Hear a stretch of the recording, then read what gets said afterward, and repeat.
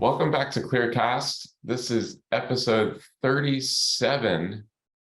It's rapidly approaching a midlife crisis, I think. We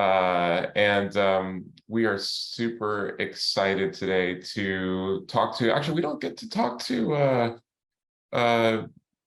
guests that are involved in creating awesome prop tech events that often. So we're, in events for the built world. So this is actually a special treat for us today. On the show, we have David Hirshman, who is the Executive Vice President and Chief Content Officer for Blueprint. And Blueprint's a premier event for industry executives, real estate, construction tech startups, and VCs.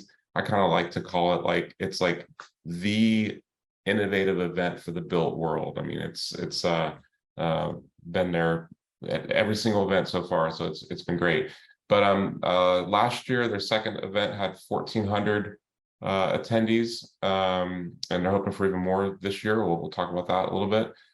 David has spent more than 20 years working in media, from newspapers to podcasts, events. He's written for Wired, for the New York Times, Ad Age, Forbes, and he's currently planning for the 2023 Blueprint Conference, which is September 11th to 13th. Hope you all will be there because I will be there, and I'd love to see everybody. Welcome to the pod, David. Thanks so much. Great to be here. Like I said, it's kind of cool to meet someone kind of behind the scenes here with events that we love connecting with everyone at and getting a pulse on what's going on in the greater sort of prop tech and real estate technology scene. But how did you first of all, about yourself, like how did you go on this path from being in media to now being involved with Blueprint? Kind of walk us through that. Sure. I mean, I was a longtime business journalist in New York. I covered media. I was also an MTA reporter in New York for a little while, but I covered media and business. And I started a media company in 2011 called Street Fight, which covered location-based marketing. And we very quickly figured out, me and my partner, that as a media company, we actually needed to do events in order to make it into a real company. So I started doing conferences. We ended up doing 3 a year in New York, San Francisco, and London. And then we sold that business in 2017. And I stayed on for a little while.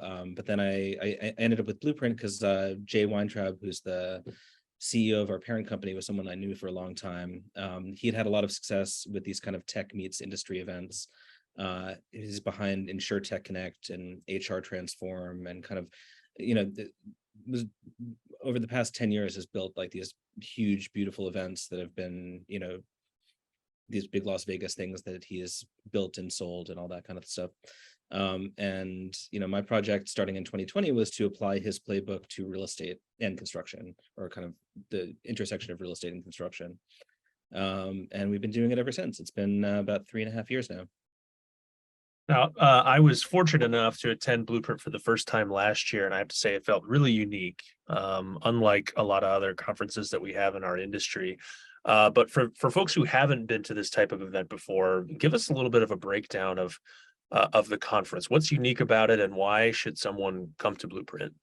Sure. I mean, we see it as sort of like, I guess we'd like to think of it as the CES of real estate, like the one big tech event that we hope everyone will come to every year because they know that everyone else will be there. And so it's kind of the way that we look at the industry is kind of the way that a VC looks at the industry, in the sense that we don't make huge distinctions between things like construction tech and single family and multifamily and commercial, industrial, smart cities. Like we basically look at the kind of the wide range of the built world and real estate, and then all the different ways that tech and innovation impact real estate up and down the value chain. So, as a differentiator, I guess we just want to be sort of the one event that kind of covers everybody.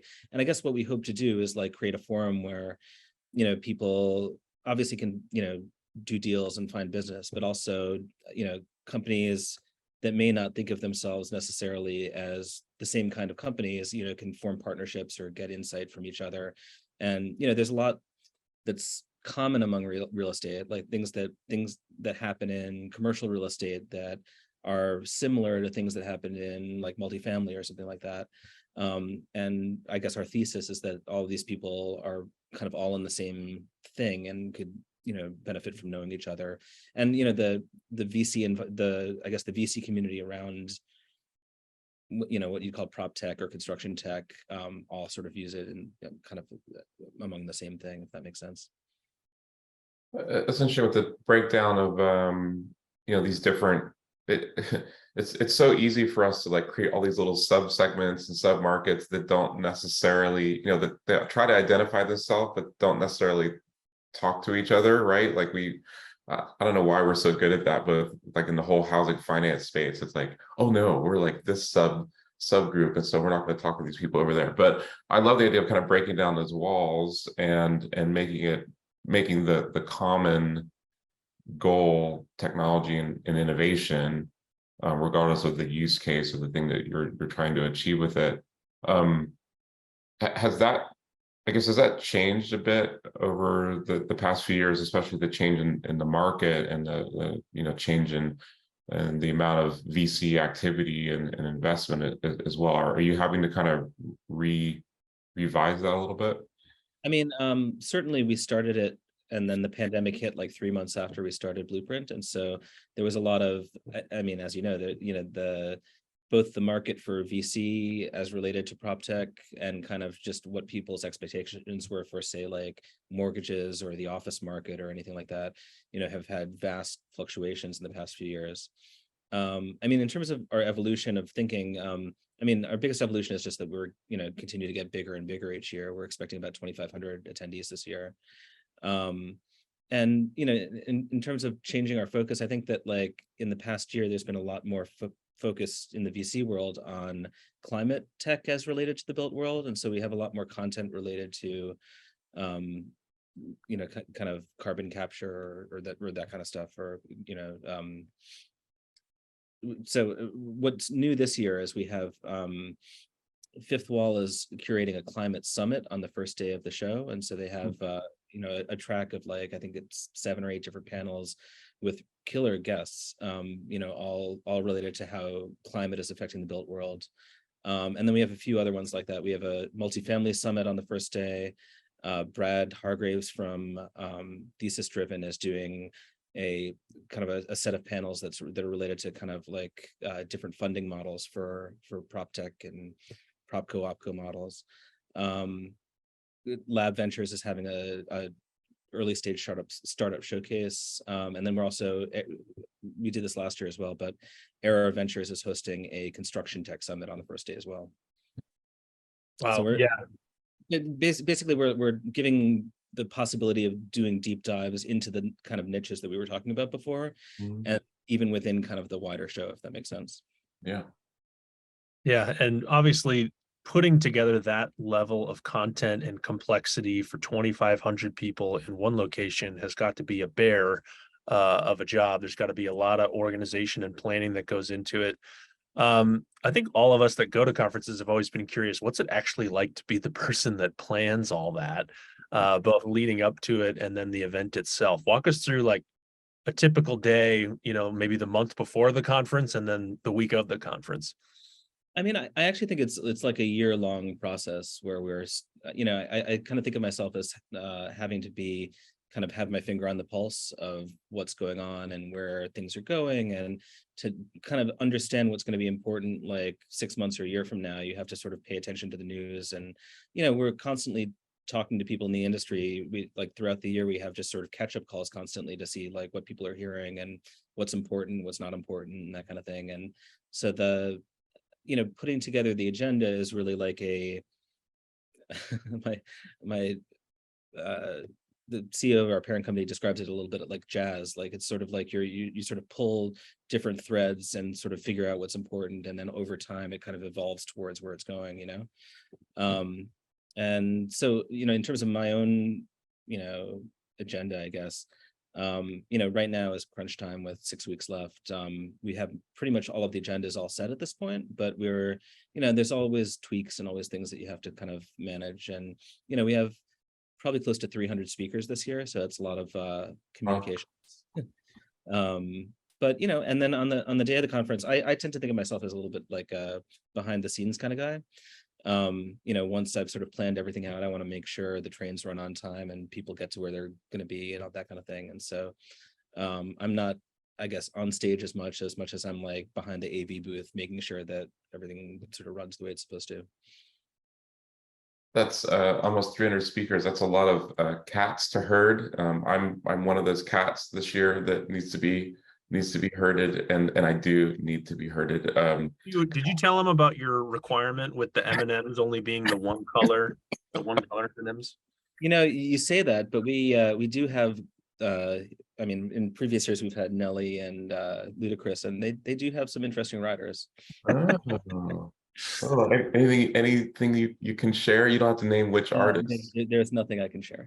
That's all, man. Just teasing us and then shutting us out. Well, on my rider, I can't have Jeff near me, within 20 yards of me, but like a half an hour before I speak. So I just want to make sure that that's in there. Understood. Yeah. But okay. Yeah, it's so I don't get on stage, angry, just enraged. But what on the speakers, I mean, and I'm excited about my session because it's about digital twins. It's actually something that you talked about Blueprint starting during COVID, and that's one of the major things that really got accelerated. It seems like during COVID was virtual tours and 3D capture of properties, and it started out more as like a marketing thing, and now it's become, we talk about construction tech, it's become almost like this could be the way in which we really start the whole journey of building a home and then carrying it forward from there. Have you been surprised, I guess, this year, and you said you've been following different news threads and stuff, have you been surprised by any of the narratives kind of emerging this year, like post pandemic and post market change? I wouldn't say surprised. I mean, I feel like there's the thing that sort of surprised me since we started Blueprint generally, maybe, is one thing as we were sort of developing this in 2020 and 2021, and I didn't really have that much of a background in real estate. It was interesting how far, not behind, but it seemed like how late to adopt technology both real estate and construction were. And I think that there's some catch up going on still, but the kind of the market conditions now have caused a little bit of a pullback on that as well. So I'm interested to see kind of like the degree to which people are retrenching and kind of reconsidering their tech investments or not. So you mentioned that actually real estate's kind of a newer industry for you. Obviously, you're more in kind of traditional media before you started focusing on this space. What surprised you most about our industry as you got accustomed to it? What are the weird things where you're like, man, that doesn't make any sense? Well, I mean, a lot of it, I wouldn't say that I'm totally new. My parents kind of owned a couple apartment buildings when I was growing up, and my partner Vic has a real estate business on the side as well. Oh, cool. But I think that was kind of unusual to me about it was kind of how fragmented real estate still was. There's still so much that's owned by so many different players, and there's obviously a bunch of very big real estate companies as well, but there's like lots of small companies all over the place, all of whom have, or many of whom have, like someone who deals with innovation and has their own way of thinking about kind of like what they're going to adopt. And how do you, as an industry, kind of herd those cats into the future? Like how do you like convince? And I think that one of the things that I found interesting is sort of like if you get like one or two really big companies to sort of jump on one kind of technology, then you can see that other folks will kind of like there's like a huge wave behind them, basically. Yeah, I mean, it takes someone to go first, right, and put some real emphasis behind it. But I think one of the things that has been maybe nice to see in this particular community is that I see a lot of people really just looking for solutions, or like trying to find the real sort of gaps in the way that home ownership is accessible and available.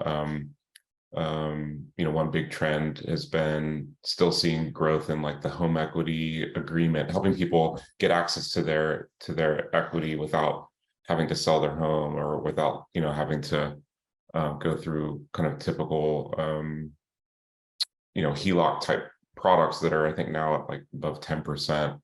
In some cases, rates wise. So how do you gain access to some of these sources of income without having to go deeper into debt and things like that? So do you think, I guess, are there gaps you think that are still there, or that you hope that Blueprint maybe could foster or accelerate if you look back a couple of years from now? I mean, I'm sure there are many gaps. The one that I get sort of most interested in is kind of housing affordability and that kind of thing, and how can innovation in tech impact the ability to either build new housing or make housing more affordable generally.